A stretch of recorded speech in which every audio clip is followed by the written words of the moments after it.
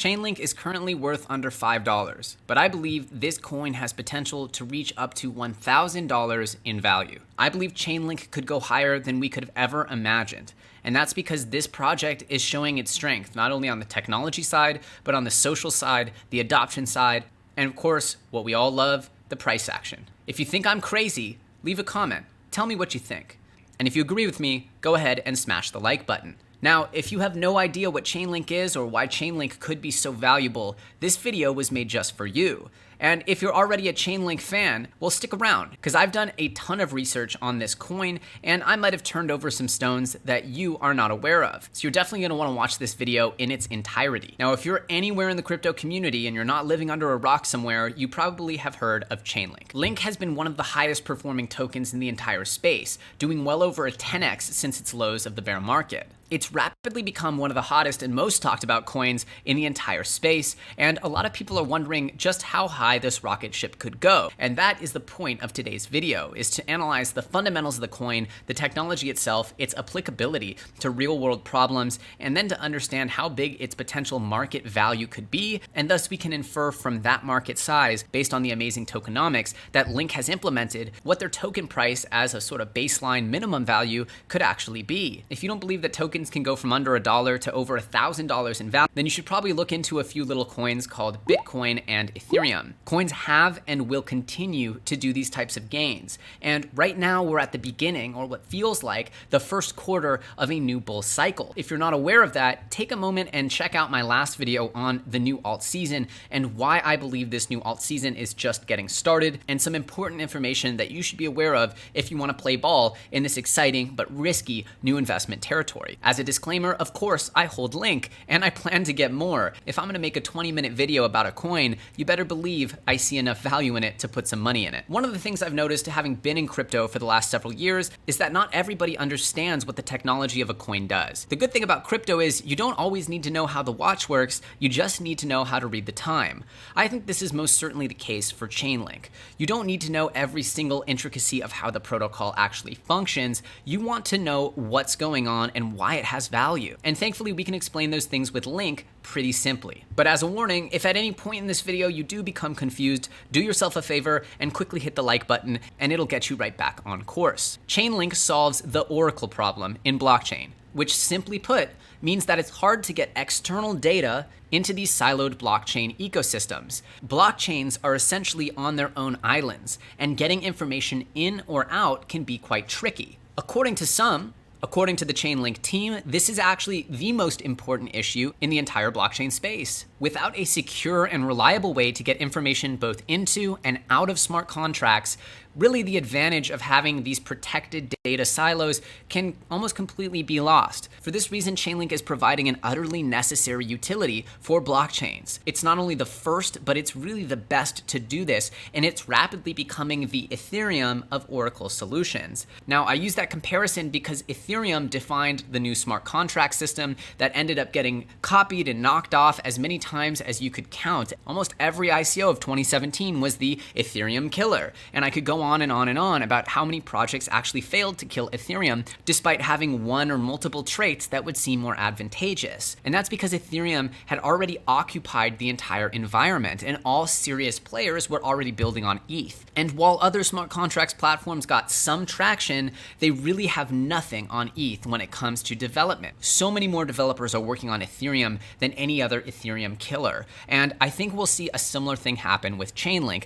If others try to knock off or copy their Oracle solution, I think people will want to go for the much more trusted, longer standing Chainlink. So that's why I call it the Ethereum of Oracle solutions, because this is a tremendously useful and necessary utility that it's serving. And I also believe that because it's already becoming so widely adopted that it will be almost impossible for a new challenger to really unseat it. Unless of course there's some systemic failure, but that could be said of almost any coin, so I kind of don't count that. So why is Chainlink so necessary? Well, smart contracts in and of themselves are there to actually execute on a set of instructions. So let's take a simple smart contract, a bet. Let's say there's a smart contract where I place a bet with Jimmy, and I say, hey Jimmy, I think the Lakers are gonna win. And he says, no, I think the Chicago Bulls are gonna win. Knowing that the winner is supposed to get all of the funds. In order to execute that smart contract, we need to know who won the Laker game.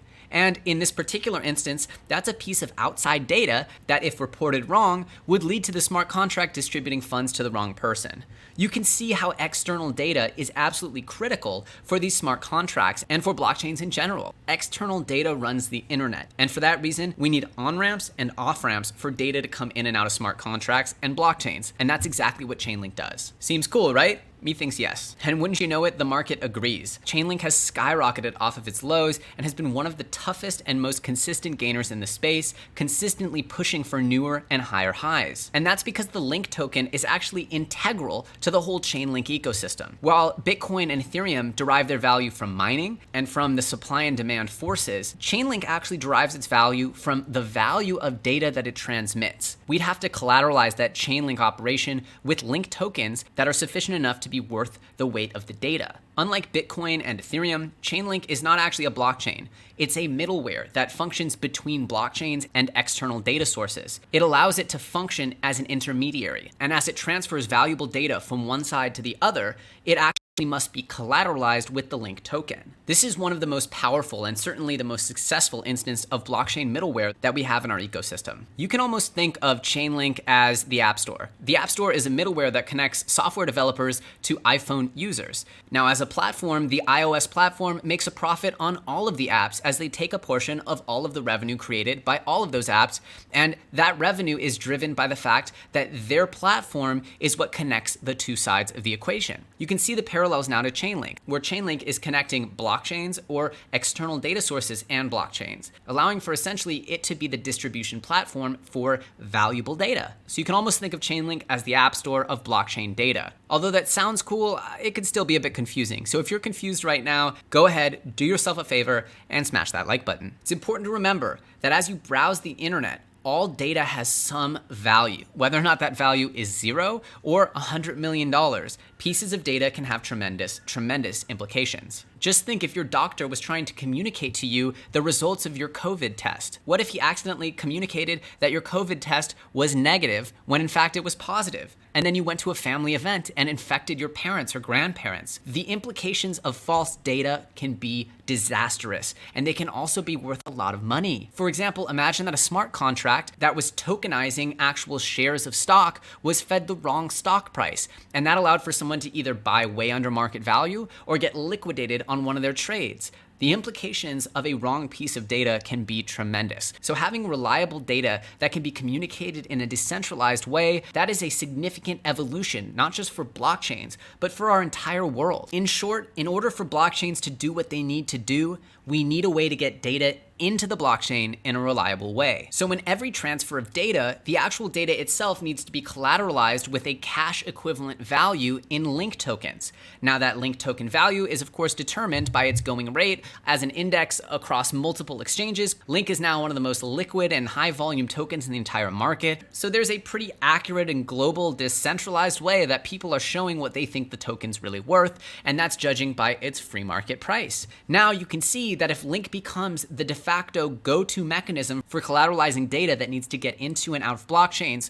well, the value of data worldwide that could need to get in and out of smart contracts, who knows what that could be? That could easily reach into the hundreds of billions and trillions. Adjusting for inflation and all the crazy things that could happen in the macroeconomic landscape, it's really hard to put a ceiling on what that value might be as far as the Link total market cap. And of course, as more and more Link are locked up to collateralize different operations, it takes those links off of the market. It effectively removes and reduces the supply, allowing for it to be easier to have upward price trajectory. And if you're saying in your head, yeah, I've heard that argument before. I bought Bitcoin at 10K 3 years ago, and it's still at 10K 3 years later. This whole supply and demand thing isn't working out. Well, I would push back on that because Link's utility and its usage have been absolutely explosive of late. Before you roast me for saying anything negative about Bitcoin, I hold the vast majority of my crypto portfolio in Bitcoin, but I have a really big portfolio, and I also have a lot of room for altcoins that I think are promising.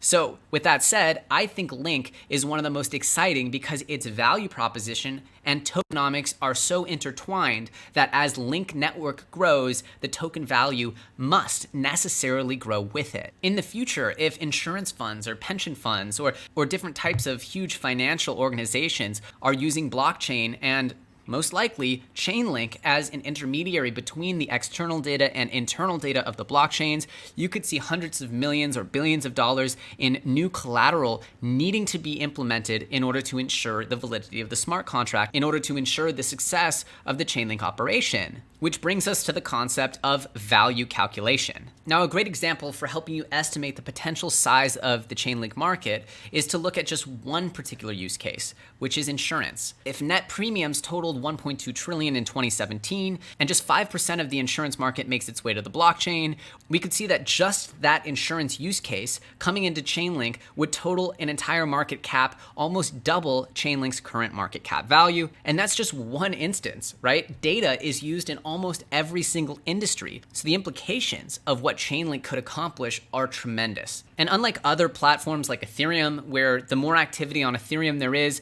doesn't necessarily drive the price up, as people have their own tokens, and really Ethereum was more of an on-ramp to these other tokens. That's what kind of drove the price up. Chainlink, if people want to use the network, they have to collateralize with Link. It's got a stronger tokenomics model that I think is more friendly to the holder in driving the price up, and we've seen that in the market. So pretty much, if you think Chainlink is going to catch on or expand its usage in the market, then you should think that Chainlink is going to go up in value. It's pretty simple. If you're not aware, Chainlink in 2019 got the ultimate trifecta of news: a Coinbase listing, a Google partnership, and an announcement of an integration with Oracle. That sent the price up about 10x, and since then, Chainlink has been quite volatile. However, since then, Chainlink has been adopted by almost every single DeFi application. Chainlink is the way that DeFi smart contracts are transferring data. And you can see how necessary things like that are as people are gradually gravitating more and more to these decentralized solutions to things like trading, asset swapping, money markets. Having reliable data for all those things is nothing short of critical. And so Chainlink's success at expanding into these markets is unsurprising. And for me, seeing it expand even further would be unsurprising as well, which is why I put such a ridiculously high price target for Chainlink. I believe that Chainlink could feasibly expand into not one, not two, but almost countless amounts of industries and use cases, because all it is data. And we know that data has value in almost every industry. A list of partnerships that Chainlink has bagged since that 2019 magic moment include CurioVest, Blockchain Services Network, Ontology, FinScore, KyberSwap, Orchid, ARPA, The Graph, Tornado Cash, Opium Exchange, Ava, VibeHub, Linkpool, Transact, Pool Together, MyKey, Digitex Futures, Kava, Kadena, the Force Protocol, and the list just keeps going. And I expect that almost all DeFi products will want to use Chainlink, as it's the gold standard, and at this point builds more trust in the actual product, knowing that data will be transferred via Chainlink. It's kind of like how all the big companies are now building on Ethereum. They're not building on EOS or Tron or Cardano. They're building on Ethereum because it's the most trusted. And this is going to be the way that Chainlink operates. It's by far the most trusted Oracle solution in the blockchain world, and it's going to completely dominate the space. Now, some criticisms of Chainlink are that it would be limited by Ethereum's slow transaction per second, or 15 TPS. That is usually its ceiling on their transactions. And of course, that's not true. Remember, Chainlink is blockchain agnostic and is there to work between all chains. For this reason, it's not really limited by any one chain's TPS. Right now, all of the DeFi activity and liquidity in the world is worth just a couple $1 billion. But obviously, the centralized financial world is worth trillions and trillions, tens, hundreds of trillions. And if you, like me, believe that Chainlink will be the go-to service for transmitting data between DeFi applications, then you should probably believe that Link will continue to expand dramatically as DeFi erodes more and more market share from centralized financial players. Do I think that $100 billion of value in the DeFi market is possible? Absolutely. I think eventually that'll be very likely. Obviously, the Google partnership hinted that mainstream tech players will also come to use Chainlink, as Google probably has the ability to build their own systems. And I think that's foreshadowing and signaling that other big tech players will do the same. Another key metric to focus on here is the social reach and the actual community expansion, as a group called the Chainlink Marines have expanded dramatically in recent months, with more and more small wallets joining the community, showing that the actual number of real users and real investors is expanding dramatically. Long story short, Chainlink is like a bridge between remote islands here in blockchain. They have an amazing and growing list of partnerships and integrations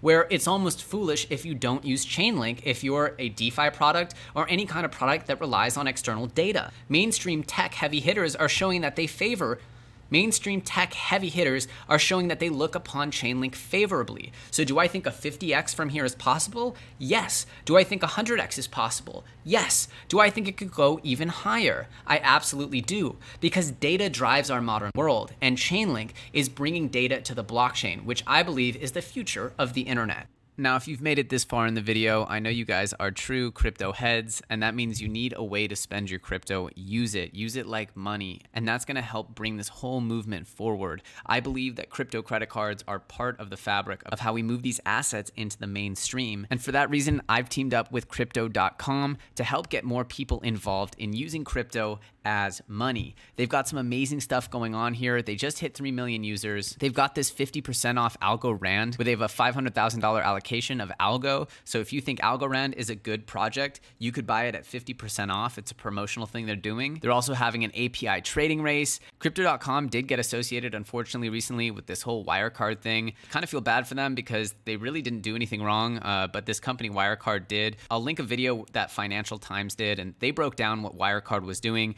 Crypto.com had no part of it, and they ended up responding, I think, in a really awesome way, taking care of their customers and making sure it did not affect any one of their customers. So I think throughout all this, they actually ended up looking really, really good. And I highly recommend, if you guys haven't signed up for Crypto.com, check them out, and please use my referral link. It's in the description of the video. If you got some value out of it, do me a favor and click that link. It really helps me and the channel. And of course, I hope you guys enjoy the service. I enjoy using it. I use the card for free Spotify and Netflix and other really cool stuff. They have really high cash back offers and other stuff like that. So I highly, highly suggest you guys check out Crypto.com. And again, if you guys aren't signed up, click that link in the description. So what do you think? Am I crazy for saying that Link could hit $1,000 one day? I'm not saying it's going to happen tomorrow, but I think it's possible, just like Ethereum hit $1,000 and beyond. Do you think that Chainlink is overhyped? Do you think that the blockchain Oracle solution is as necessary as I framed it in this video? Are you holding Chainlink? Are you excited about it? I'm curious who out there is as bullish as I am, and I'm curious who out there is already holding a bag. Let me know in the comment section below, and as usual, I hope you enjoyed this video. If it brought you value in any way, I'd appreciate it if you smash up that like button. It's so easy for you to do, and it really helps me in growing the channel and reaching more viewers. My name's Elio Trades, and you're watching FUD TV. If you're not subscribed, I encourage you to hit that little sub button and click the little bell notification next to that sub button. That way, you're made aware whenever I put out new content. It's an exciting time full of new progress, new growth, and new life here in crypto land, and I hope to enjoy this ride with you. My name's Elio Trades, you're watching FUD TV, and I'll see you very soon on the next episode.